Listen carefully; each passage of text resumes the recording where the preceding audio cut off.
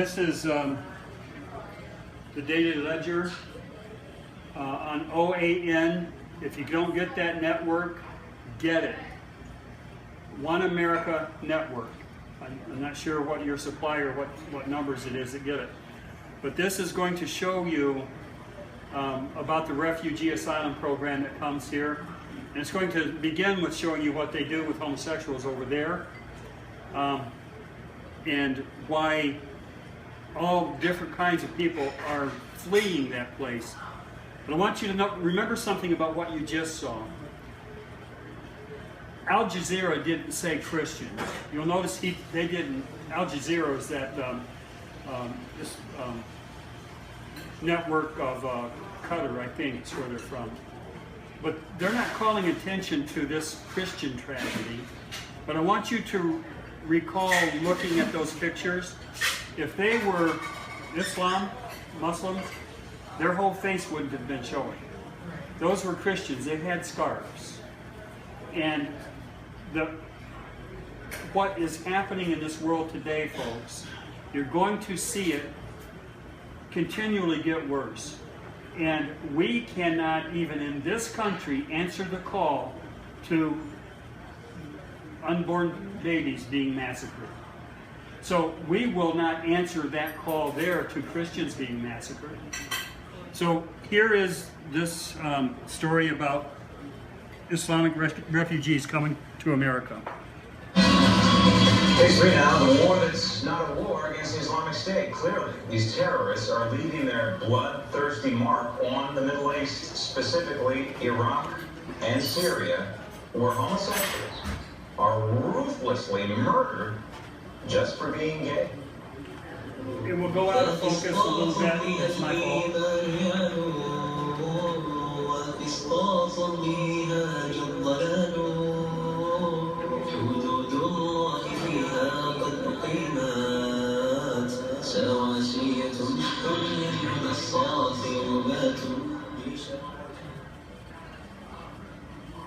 We should have warned you about that, by the way. Now, these savages are being imported here into our country.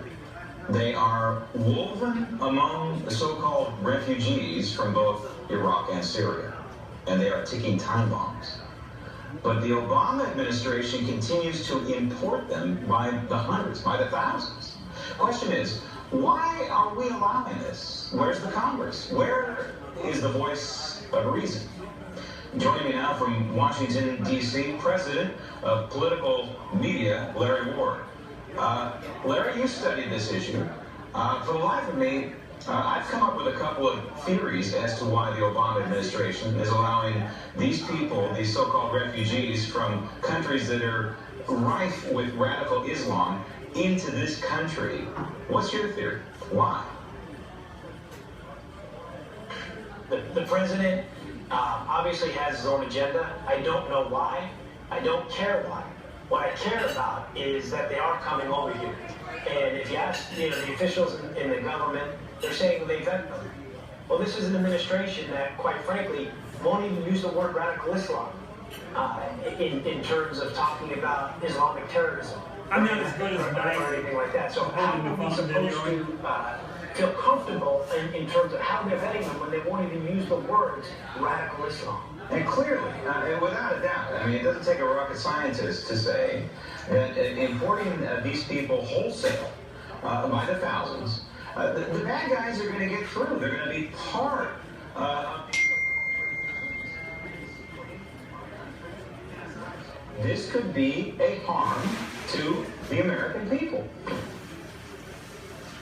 The head of the House Department of Homeland Security in the House, Mike McCall, has firmly said that this is a federally funded jihadi pipeline. That the members, the refugees that are coming over here, we don't know where they're coming from. We don't know their ideology. And if you want to go by our track record in that region, where we funded and armed a group of Syrian refugees that turned out to be ISIS. So we don't have a very good track record in vetting these people in terms of giving them money and weapons. So why do we think that we have a good enough understanding as to who they are and what their motivations are when they're being imported?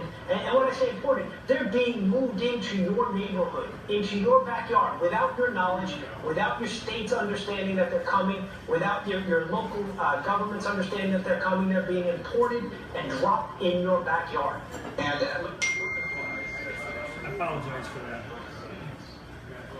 in July, opened fire and killed 5 of our servicemen. I don't know which batch he came from, but clearly he's was radicalized from radical Islam, and he was not a U.S.-born citizen. He was naturalized, correct? And that's absolutely right. And they're not calling it terrorism. As far as I last checked, they're still not calling it terrorism. They're not calling it Islamic terrorism. So until we can actually confront and say what the problem is, Islamic radical terrorism, we can't afford to be bringing people from these hotbeds, these places where they're recruiting and gaining momentum in Syria and Iraq and throughout the Middle East, and import them into our backyards. Another example, the Sinai brothers, of course, who did the Boston bombing. If you look at certain areas of this country, and I hate to get specific, but I think it's probably, we're at critical mass in certain regions of this country. I'm going to name names in Dearborn, Michigan, and certain parts of Minnesota. In Minnesota, there seem to be hotbeds of Somali, quote, refugees. And we're finding that among those are potential terrorists, correct? There's no doubt about it. And, every day we're reading from ISIS and from, radical Islamists that are saying, you just wait. We're going to break into military homes, and we're going to behead them. We're going to do it on camera. It's only a matter of time until they're activated. We cannot sit back and bring more people from these hotbeds of terrorism into our backyards. It's just, we have to think, and where are the presidential candidates talking about this? Right. We hear a lot about, and rightfully so, about presidential candidates talking about where these refugees programs are coming in, and basically a federally funded jihadi pipeline. They absolutely should be. And oh, by the way, they also bring with them their long-standing war between the Sunni and the Shia. And that's a component of life now in the United States, whether we like it or not. I think Barack Obama is doing this on purpose to destabilize the fabric and the foundation of this country. That's my theory. Larry, thank you. Coming up next, stop the tape. Why Obama